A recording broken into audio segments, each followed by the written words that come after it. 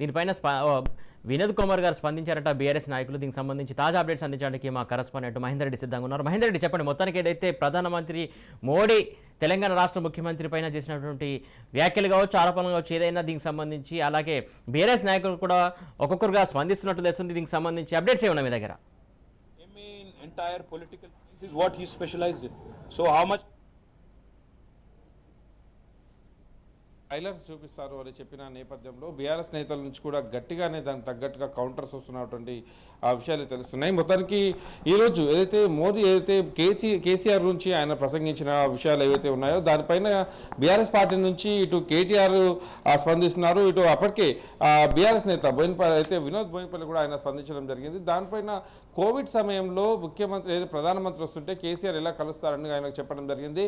మరోపక్క జిహెచ్ఎంసీ ఎన్నికల్లో ప్రధానమంత్రికి పర్యటనకు ఏంటి సంబంధం అని చెప్పారు. అయితే మొత్తంగా ప్రతిదీ కూడా ఒక ప్రధానమంత్రి హోదాలో ఉండి తెలంగాణకు వచ్చి ఒక భయం, ఓటమి చెందుతాం, కనీసం గతంసారి వచ్చిన సీట్లు కూడా ఇక్కడ రావని తెలిసి ఒక ఉనికి పోరాటం కోసం ప్రధానమంత్రి ఇలాంటి వ్యాఖ్యలు చేయడం సరికాదు. ఇక్కడ ఇప్పటికే విభజన హామీలు ఏవైతే ఉన్నాయో అవన్నీ కూడా ఇవ్వలేదు. జాతీయ రహదారుల్లో అన్నీ కూడా మేము ప్రత్యేకంగా అడిగితే దాంట్లో విభజన హామీలు ఉన్నటువంటి ఇచ్చారు తప్పితే మేము ప్రత్యేకంగా ఇంకా పెండింగ్ డిమాండ్ ఉన్న మాత్రం ఏమి చేయలేదు. ఆ డిమాండ్స్ ఏవి కూడా మేము అనుకున్న సమయానికి ఏవి ఇవ్వని పరిస్థితి కనిపిస్తుంది. తాను ఇప్పుడు ప్రసంగిస్తున్నటువంటి నిజామాబాద్లో పసుపోడు గురించి ఎలాంటి స్పందన వచ్చింది, ఎప్పుడు అడిగితే ఎప్పుడు తీసుకొచ్చారు, నిన్న వరంగల్లో అయితే ఇక్కడ ఉమ్మడి పాలమూరు రంగారెడ్డి ప్రాజెక్టుకు కాళేశ్వరానికి ఎలాగో తాము ప్రత్యేక హోదా ఇవ్వలేరు, కనీసం పాలమూరు రంగారెడ్డి అయినా మీరు ప్రత్యక్షంగా పర్యవేక్షించి చూసి పరిశీలించి జాతీయ హోదా ఇవ్వాలి. సో ఒకటి కాదు, దాదాపు ఈరోజు మోదీ చేసినటువంటి వ్యాఖ్యలపై బీఆర్ఎస్ నేతలంతా కూడా పెద్ద ఎత్తున స్పందిస్తున్నారు. ఒక్కొక్కటిగా ఆయన ఏ అంశాన్ని అయితే ఆయన తెర మీద తీసుకొచ్చారో, మోదీ కలవకపోవడం, షార్బాతో ఢిల్లీకి రావడం వచ్చారనేది, ఎన్డీఏలో కలుస్తారనేది, దాదాపు కలుస్తామని చెప్పినది, దాదాపు ఇవన్నిటికి కూడా బీఆర్ఎస్ పార్టీ సూటిగా చెప్తుంది. కేసీఆర్ అంటే మోదీకి భయం పట్టుకుంది. కావునే ఖచ్చితంగా ఈసారి మొత్తంగా గెలుస్తాం, అయితే మూడోసారి ముఖ్యమంత్రి పీఠం మాదే, తెలంగాణ కైవసం మేమే చేసుకుంటాం, వాళ్ళ పోటీ కేవలం ఒక పదుల సంఖ్యలో ఉండేటువంటి అభ్యర్థుల గెలుపులో ఉంటుంది. దానికే ఇన్ని ఆపసోపాలు పడుతున్నారు. రాష్ట్ర ముఖ్యమంత్రిపై ఇన్ని ఆరోపణలు చేయడం తగదు. ఏదైనా సరే ఒక ప్రధానమంత్రి స్థాయిలో ఉన్న వ్యక్తి ఇలాంటి అబద్ధాలు చెప్పడం అనేది సరికాదు. జరిగిన పరిణామాలు క్లియర్గా చెప్పాలి. కానీ ముఖ్యమంత్రి కేసీఆర్ ఎన్డీఏలో కలుస్తారని చెప్పినట్టుగా తను షార్వాలతో పూల బొక్కిలతో వచ్చి కలుస్తారన్నట్టుగా, ముఖ్యంగా ఎన్డీఏ వ్యవహారమే, ఎన్డీఏలో తను వస్తే దాదాపు చేర్చుకోబోమని చెప్పినట్టుగా, ఇవన్నీ కూడా అభూత కల్పనలు మాత్రమే ఉన్నాయి. కానీ ఒక్క దాంట్లో కూడా స్పష్టత అనేది లేదు. ఇలాంటి అబద్ధాలు ప్రసంగాలు మాత్రం చెప్పడం అనేది తెలంగాణ రాష్ట్ర ప్రజలైతే చూస్తున్నారు అనేటట్టుగా మొత్తంగా బీఆర్ఎస్ శ్రేణులు ఇప్పటికైతే స్పందిస్తున్నారు. ఇప్పటికైతే మాజీ ఎంపీ అలాగే కేటీఆర్ అయితే పూర్తిగా స్పందించారు. రేపటికి మాత్రం దాదాపు దీనిపైన ట్విట్టర్ యుద్ధం జరిగే అవకాశం ఖచ్చితంగా కనిపిస్తుంది. ఇక్కడ మోడీ ప్రసంగం తర్వాత నిన్న మహబూబ్నగర్లో ఆయన చేసిన ప్రసంగానికే ఇప్పటికే బీఆర్ఎస్ పార్టీ అందుకు రెట్టింపు సమాధానం చెప్పినట్టుగా దాదాపు తెలుస్తుంది. కానీ మహేందర్ రెడ్డి, ఇక్కడ ఒకటి, ఏదైతే అంత పెద్ద హోదాలు ఉన్నటువంటి వ్యక్తి 4 గోడల మధ్య జరిగినటువంటి సంభాషణను ఇక్కడ లీక్ చేశారనుకోవాలా, లేకుంటే ఖచ్చితంగా అప్పుడు జరిగినటువంటి విషయాన్ని బయట పెట్టారనుకోవాలా?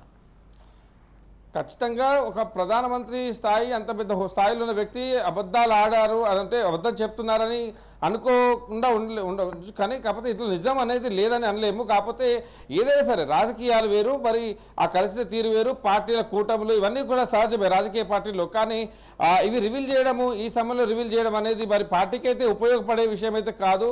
ఎన్డీఏకు ప్రధానమంత్రి అయితే పిలిస్తే కేసీఆర్ కలవడం అనేది కూడా మరి అప్పటికే ఆయన కూటములు అంటూ దాదాపు అనేక కూటములు ఏర్పాటు చేస్తామంటూ రాష్ట్రాల వ్యాప్తిగా తిరిగాడు. ఇటు పలు రాష్ట్రాల ముఖ్యమంత్రులు, మాజీ ముఖ్యమంత్రులు హైదరాబాద్ పిలిపించుకున్నాడు. ఇవన్నీ జరుగుతున్న నేపథ్యంలో ఎన్డీఏలో కలుస్తారనే ఇంట్రెస్ట్ ఉందని మోదీతో చెప్పడం అనేది మాత్రం మరి దీనిపైన మరి బీఆర్ఎస్ శ్రేణులు అయితే గట్టిగా సమాధానం చెప్తున్నాయి. అంత అవసరం మాకేంటి అన్నట్టుగా చెప్తున్న నేపథ్యం కనిపిస్తుంది.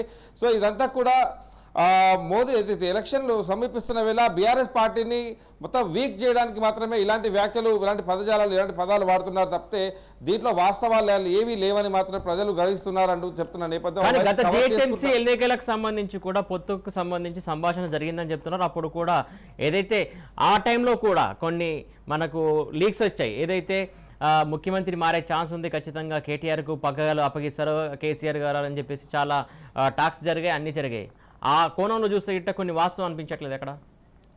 దాదాపు జిహెచ్ఎంసీ ఎన్నికల సమయంలో కవితను ముఖ్యమంత్రి చేస్తారు, కేటీఆర్ ఆ పార్టీ పదవులు చూసుకుంటారు, లేదా కేంద్రానికి వెళ్తారు. కవిత లేదంటే కేటీఆర్ ఇద్దరు ముఖ్యమంత్రి, ఎవరో ఒకరు ముఖ్యమంత్రి పదవిస్తారు. హరీష్ రావును అయితే కేంద్రంలోకి తీసుకెళ్తారు. మొత్తంగా కూడా ఎన్డీఏను బీఆర్ఎస్ పార్టీ ఎన్డీఏలో చేరుతుంది. దాదాపు ఇలాంటి విషయాలు అయితే అప్పుడు బాగానే ప్రచారంలోకి వచ్చాయి, చాలా వార్తలు కూడా వినిపించిన నేపథ్యం. కానీ వాటికి ఎక్కడ కూడా ఆధారాలు లేవు. దాదాపు ఆ సమీపంలో కూడా ఇలాంటి వాస్తవాలు కానీ ఊహించేదానికి కూడా అవకాశం లేనటువంటి వార్తలు అప్పుడు దాదాపు ఆ పెద్ద ఎత్తున వచ్చాయి. మరి దానికి బీజం పోసేటట్టుగా బీఆర్ఎస్ పార్టీ కాస్త మౌనం వహించినప్పటికీ తర్వాత స్పందించి మేము బీజేపీ ఎట్టి పరిస్థితుల్లోనూ ఎన్డీఏతో కలవబోము, మాకెప్పుడు కేంద్రంతో ఎప్పుడు మాకు పేచి ఉంటుంది, మా డిమాండ్స్ అని ఇక కేంద్రం రాబట్టుకోవాలని చాలా ఉన్నాయి, పోరాడి తెచ్చుకోవాల్సిందే అన్నట్టుగా తర్వాత కేటీఆర్ కానీ ఇవన్నీ స్పందించడం జరిగింది. సో ఎక్కడ కూడా బీఆర్ఎస్ పార్టీ ఎన్డీఏలో కలుస్తుంది అన్నట్టుగా చెప్తున్న నేపథ్యం కాదు. మరి ఇప్పుడు తెలంగాణలో ఆల్టర్నేట్ లేదు. బీజేపీ మరోపక్క కాంగ్రెస్ పార్టీకి ఇది ఒక ఎప్పటికప్పుడు అంటుంది, కాంగ్రెస్ పార్టీ బీఆర్ఎస్ బీజేపీ రెండు ఒకటే అని పదే అంటున్న నేపథ్యంలో మరి వాటికి చెక్ పెట్టడానికే ప్రధానమంత్రి ఈరోజు ఒక సభలో మరి ఇలా చెప్పాడా అనే దాన్ని కూడా ఆలోచిస్తున్న విషయం అవుతుంది. మొత్తానికి బీజేపీకి బీఆర్ఎస్కు దోస్తానా లేదు అని స్పష్టం చేసేదానికి ఒకవైపు కవిత కేసు పదే మహేందర్ రెడ్డి మీరు లైన్లోనే ఉండండి, మళ్ళీ మీ దగ్గరకు వస్తాను ఒక నిమిషం.